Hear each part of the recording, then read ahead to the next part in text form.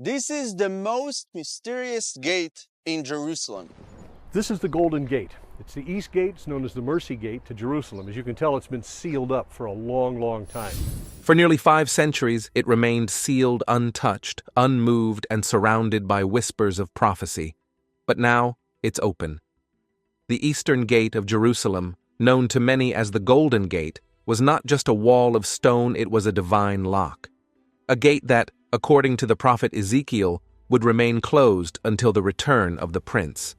Christians have long believed that Prince is Jesus Christ, and the gate, a threshold that would open only when heaven's appointed moment arrived. So what does it mean that it has opened now? Is this a signal from beyond? Or has someone dared to unlock what God Himself sealed? Stay with us as we uncover the chilling implications behind this ancient gateway, its ties to biblical prophecy, the return of the Messiah, and the final chapter in humanity's sacred story. The sealing of the Golden Gate is no mere architectural feature, it is the echo of an ancient warning written in the book of Ezekiel. In chapter 44, the prophet describes a gate that shall remain shut, for the Lord, the God of Israel, has passed through it. No one else may enter. This is not merely a command, it is a safeguard against deception, against those who might come in false glory. In Christian belief, the Prince who is worthy to enter is none other than Jesus Christ at His return. But the gate's silence is also a judgment, a divine lock, not just on stone and mortar, but on time itself. It awaits the moment when the rightful king will return, not a counterfeit, not a deceiver, but the one foretold through blood, covenant, and cross. Its location is no accident. Facing the Mount of Olives, where the Messiah is said to descend, it stands at the threshold of prophecy and fulfillment. For centuries, it has remained sealed, as if time itself obeyed the command to wait. Some say it was Sultan Suleiman who ordered it shut to prevent the Messiah's arrival. Others believe it was divinely orchestrated to block the path of false messiahs who would dare to enter without heaven's authority. To Jews, Christians, and Muslims alike, the Eastern Gate is not just stone and shadow. It is the place where heaven touched earth and where it may again. But this isn't the only interesting part. Sultan Suleiman sealed the gate in the 16th century, which was more than just a defensive or architectural decision. It was a deliberate act with religious meaning. Many saw this as fulfilling biblical prophecies, a sign that these ancient predictions were coming true and that significant events were approaching. The closed gate is a powerful reminder of the connections between faith and history. Human decisions can echo through time, affecting spiritual and future expectations of different communities. Each layer of understanding reveals more about our human spirit, our search for meaning, and how our stories and beliefs are linked to the physical world around us. If you find this content important and thought-provoking, please click like to spread this message to more people. Now, there's more to this story. The closing of the gate is not just a historical event. It's a powerful symbol of the Christian belief that Jesus is the only bridge between people and God. This symbol becomes even more meaningful with the hope of Jesus' return. Many believers think that when Jesus reopens this sealed gate, it will be a significant event marking His return and the fulfillment of God's promises. This belief connects the past with the future and ties together prophecies, historical events, and core beliefs, showing a continuous thread through Christian teachings. God's plan to save humanity is complete, and His kingdom is now established. This brings us to a historic gate in Jerusalem, a city important to many religions and the site of many key events which add special meaning to its existence. This gate is important for more than just its structure. It symbolizes God's lasting promise and the hopes of the faithful. For Christians, this gate is a strong symbol of cherished traditions and the expected return of Jesus. It's not just an old relic, it's a living symbol that continues to inspire and make people think, both believers and scholars. It shows the lasting power of faith, connecting the physical and spiritual worlds and influencing today's religious thoughts. Jerusalem's Old City is surrounded by strong walls with 8 main gates. The eastern gate facing the Mount of Olives is especially notable because it is closed and considered the oldest, built around 520 AD. Christians call it the Golden Gate because of its historical and spiritual importance. It plays a big role in the ongoing story of faith and prophecy in the region. But this isn't the most surprising part. The Eastern Gate, with its rich history, is a symbol of hope and fulfillment for many believers. The fact that it remains closed adds a layer of mystery and significance, leading to various interpretations and prophecies. The gate's closure is believed to be connected to important events in religious texts, making it a focal point for those studying prophecies. Its position, facing the Mount of Olives, also ties it to significant events in the life of Jesus, further deepening its importance in Christian tradition. Yet, there's more to this story. The gate's presence in Jerusalem, a city that has seen countless conflicts and changes, serves as a reminder of the enduring nature of faith. It stands as a testament to the city's resilient spirit and its pivotal role in the spiritual lives of millions around the world. In Hebrew stories, the Sha'ar Harachamim, also called Sha'ar Harachamim, is an important place. It is the closest point to where the Jewish temple used to stand, making it a special spot for Jews to gather and pray. This gate was closed off by Ottoman Sultan Suleiman in 1541. The gate we see now has a double entrance leading to 2 arched rooms, showing the 16th century style. This gate, known as the Golden Gate, is on the north side of the eastern wall of the Temple Mount. It has been built and rebuilt through different historical times. It started during King Hezekiah's reign, then improved during Zerubbabel's time, the Hasmonean dynasty, and especially the Herodian period. The current gate is believed to be built over an older gate from the same wall. Beneath the sealed entrance, you can still see an arch from the ancient gate, showing its long history. The gate's hidden purpose reflected ancient rituals and beliefs. Are you ready if these are the end times as the Bible warns? Leave your thoughts below and let's begin. Now come to the marble pathways. Rabbi Eliezer argued that the path wasn't just a simple road, but was made of marble pillars and cedar boards. It wasn't for everyone. It was for the high priest and his helpers during big religious ceremonies, like the rituals with the red heifer or the scapegoat on Yom Kippur. This special gate, called the Shushan Gate, had a unique purpose and was crucial for these important religious practices. Some historians argue that the gate we see today was built around 520 AD, during the Byzantine era. They believe it was part of Emperor Justinian I's many building projects in Jerusalem. This gate was built on the foundations of an older gate. But there's another view. Some think the gate was built later, in the 7th century, by Byzantine craftsmen working for the Umayyad caliphs. Dutch archaeologist Leon Rittmeyer, who studied the gate in the 1970s, believes the large gateposts inside are from an even older gate, probably the Shushan Gate. This gate is mentioned in Mishnah Midot 1:3 as the only gate in the eastern wall from the First Temple period. Philosopher Maimonides noted in his Jewish law that during the Second Temple period, someone entering through the East Gate would walk on flat ground until they reached the end of the rampart. Then they would climb 12 steps to get to the Court of Women.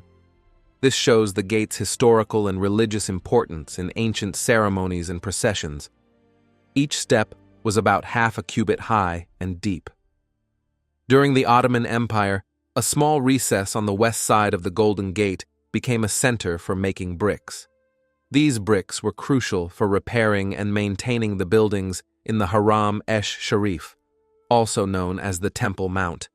Nearby, a small mosque was built to serve the brickmakers. However, in the 19th century, the Sultan ordered this mosque and part of the gate's wall to be demolished for more improvements. This led to the construction of 2 new arches and a new section of the wall on the gate's western side. But that wasn't the worst part. Getting to the gatehouse from the Temple Mount involved a wide staircase leading down to a rectangular ground floor, 24 meters long and 17 meters wide, with thick exterior walls. This area was smartly divided by columns into two equal parts. Below the ground, in an underground tomb, the top of an ancient arch was visible, with its lower stones still buried. This showed that the original ground level was much lower in the past than it is now. The Ottomans later turned this closed gate into a watchtower, using its old strength for new purposes. This change is just one example of the many adaptations this site has seen over the centuries. Don't forget to follow or subscribe to the channel so you don't miss the latest updates on the signs happening around us. But this isn't the end of the story. The Golden Gate is a stunning example of clever architecture.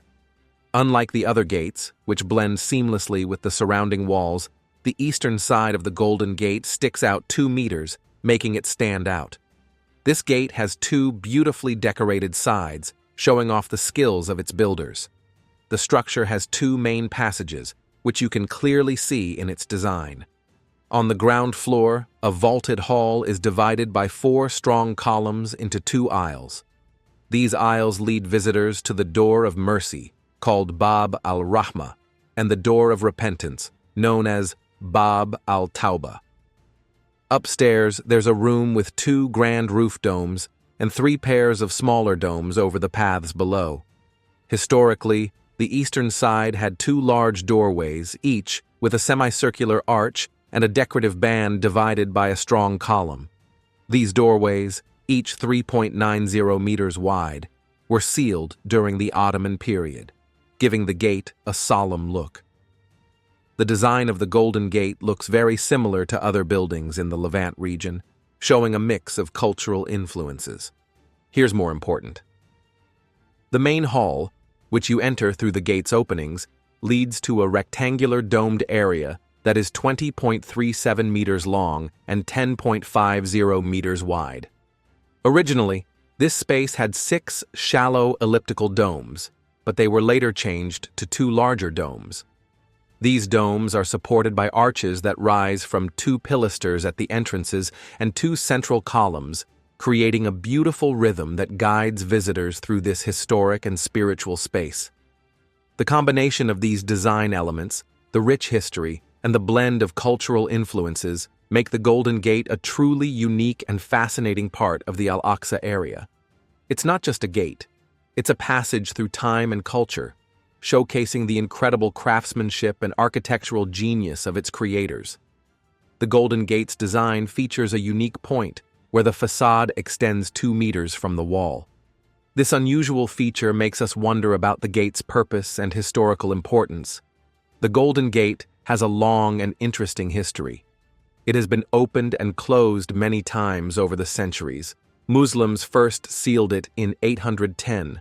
Crusaders reopened it in 1102, but Saladin sealed it again in 1187. Later, Ottoman Sultan Suleiman the Magnificent restored the gate and the surrounding city walls in 1541, only to seal them permanently. This closure has lasted to this day. Suleiman sealed the gate for more than just defense. Now, next part is the sealed gate, Suleiman's legacy and prophecy. Suleiman's choice to seal the gate might have been for defense, but it's also tied to religious beliefs. Jewish tradition says the Messiah will enter through the Golden Gate. Knowing this, Suleiman, aware that Muslims see Jesus as a Messiah too, possibly sealed it to prevent any false messiahs from entering. To make sure, the Ottomans built a cemetery in front of the gate, thinking that Elijah, who is expected to come before the Messiah, could not cross a cemetery. However, some Jewish laws allow certain exceptions for priests to enter cemeteries. In recent times, Israeli authorities closed access to the Golden Gate on Temple Mount in 2003 because it was being managed by a group linked to Hamas. This was also to stop unauthorized construction by the Islamic Waqf that was damaging ancient Jewish artifacts. Despite these issues, The gate's interior was reopened to Muslim worshippers in February 2019. However, the gate itself remains sealed. This ongoing closure shows how history, religion, and politics continue to shape the story of the Golden Gate. Over many centuries, the walls and gates of Jerusalem have been torn down and rebuilt many times. The Eastern Gate stands out as the oldest, staying in its original spot throughout history. During Suleiman the Magnificent's major reconstruction between 1539 and 1542, this gate was left unchanged. Large stones from the 6th century BC, likely placed during Nehemiah's time, show its deep historical roots. But this wasn't the most interesting part. In 1541, Suleiman decided to seal the Eastern Gate. This was more than just a construction decision. It had deep meaning. It fulfilled a prophecy from the biblical book of Ezekiel, written over 2,000 years earlier. Suleiman's choice to block the gate was intriguing because of his Islamic faith, yet it highlighted the connections between different faiths and the shared importance of this ancient city. The sealed gate faced challenges too. During the Six-Day War, some Jewish soldiers wanted to force open the Eastern Gate. They thought it would be a big victory. However, an Orthodox Jewish leader strongly opposed this. He believed the gate should stay closed and only be opened when the Messiah arrives, a belief rooted in religious tradition. In World War I, in 1917, Muslim authorities planned to destroy the gate entirely to break the prophecy's power and take control. However, their plans failed. On the day they intended to demolish it, the city came under British control. This unexpected turn added another layer to the historic and spiritual complexity surrounding the Eastern Gate, as each group's actions seemed part of a larger, unseen pattern of destiny and belief. Jewish rabbis believe deeply that the Messiah will come as a powerful military leader from the East. They think this savior will enter through the Eastern Gate of Jerusalem, signaling freedom for the city. To stop this from happening, Muslims sealed the gate centuries ago and placed a cemetery in front of it. They believed no devout rabbi would cross a graveyard, keeping the prophecy from coming true. But this action only highlighted the prophecy they tried to stop. This mix of actions and old predictions is also seen in the New Testament. In Acts 2, Peter quotes the prophet Joel to explain the events of Pentecost. Joel's words are usually linked to the second coming of Christ. This ties back to the Golden Gate and its mention in Ezekiel 44:1-2, where it's suggested this gate will be important in future events. Peter, using this prophecy without Jesus mentioning the Eastern Gate, hints at a deeper meaning. Maybe the Golden Gate gives us a small preview of what's to come. Do you believe that the prophecies in the book of Revelation are being fulfilled right before our eyes? The term foretaste, a glimpse of what is to come, allows many to see the Golden Gate as a sign of the Eastern Gate to be revealed in the millennial kingdom. Yet, this interpretation requires discernment. While many connect Ezekiel's visions of a temple gate to the present Golden Gate, not all scholars agree. Some argue that Ezekiel was referring to a future temple, not a current structure. Still, among Jewish traditions, there's a powerful belief that the sealed gate is tied to the return of the Shekinah, the divine presence of God. In this view, the Golden Gate becomes more than a sealed doorway. It becomes a symbol of promise, expectation, and the return of glory in the Messianic age. It speaks not only of what was, but of what is still to come.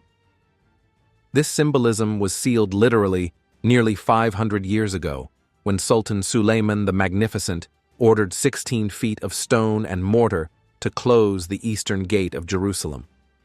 Though politically and militarily motivated, many believe this act had spiritual consequences.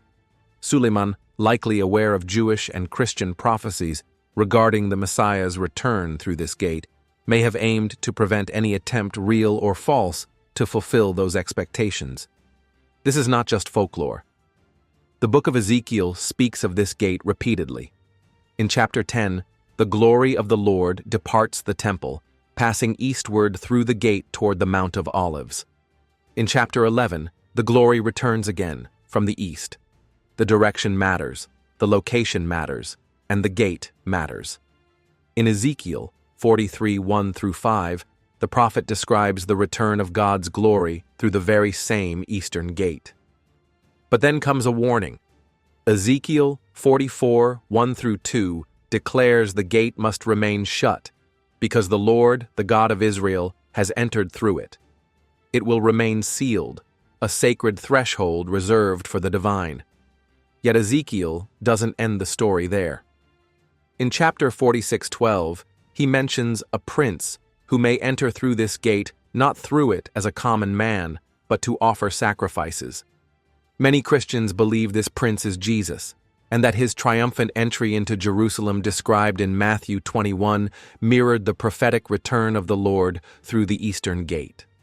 This belief ties closely to Zechariah 14:4, which says that on the day of the Lord, his feet will stand on the Mount of Olives, east of Jerusalem. From there, the path leads directly to the sealed gate. For believers, the implication is staggering. When Christ returns, he will enter Jerusalem through the very gate that has remained shut for centuries. But who sealed it, and why? In 1541, Muslim authorities closed the gate, some say to fulfill prophecy, others to prevent it. A cemetery was also placed in front of the gate, possibly to deter a Jewish Messiah or prophet from entering, as Jewish priests are traditionally forbidden to walk over graves. Ironically, this only deepened the prophetic mystery. If anything, the attempt to block the Messiah became another layer in the divine story.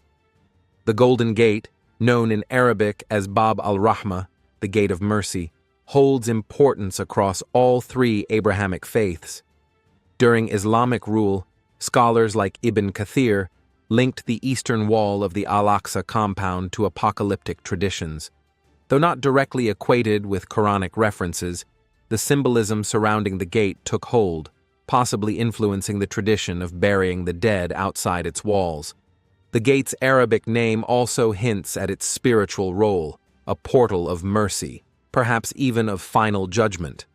For many Muslims, it is believed that on the last day, this area will be the site of resurrection and divine reckoning.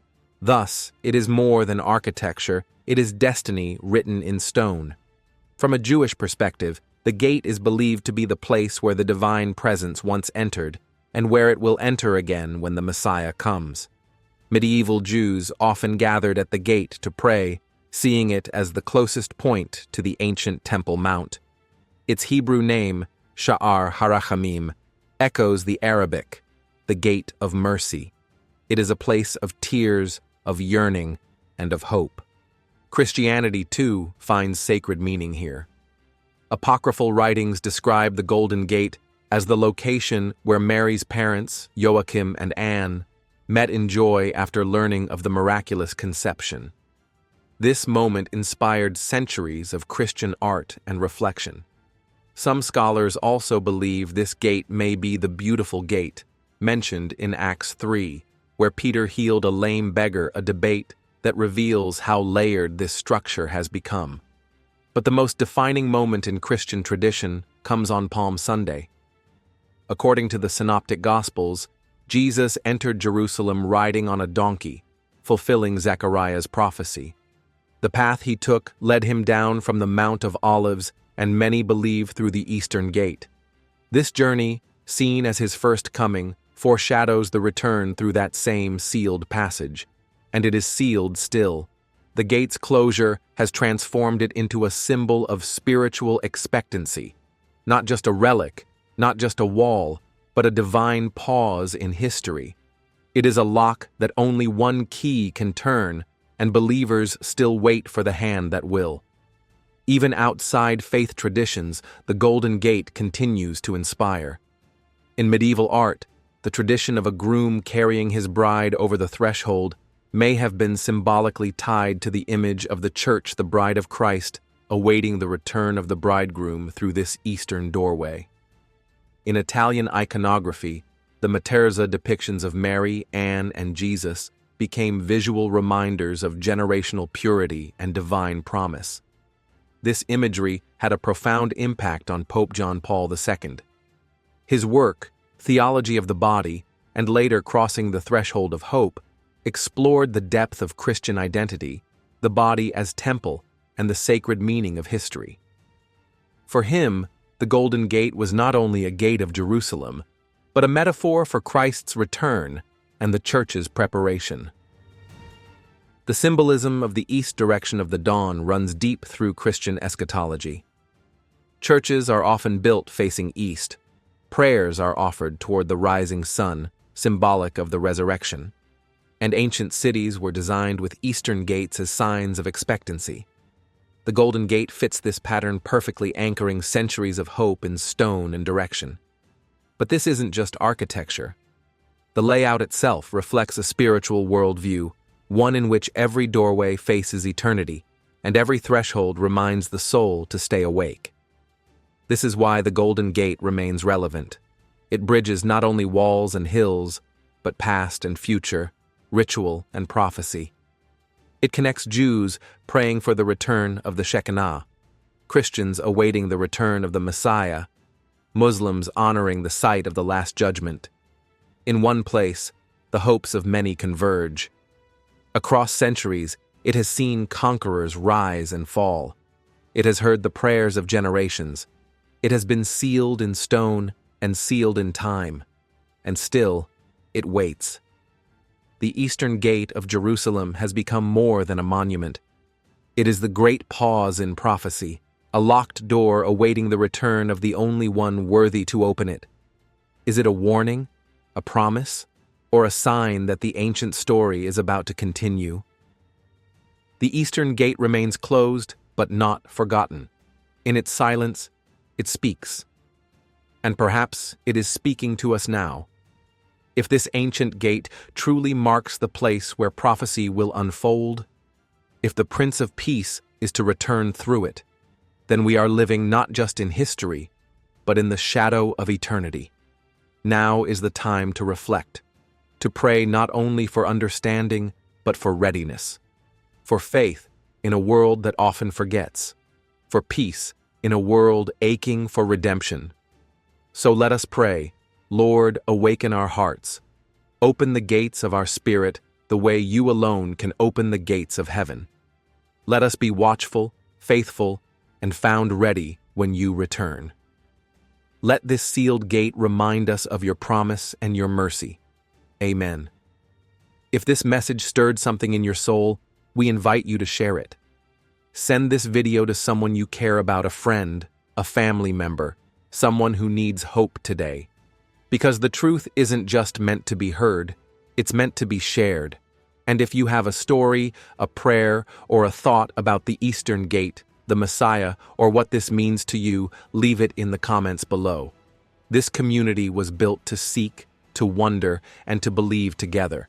And most importantly, don't forget to subscribe and turn on the bell icon so you won't miss what comes next. Because the next gate may open sooner than we think. The story isn't over, it's just beginning.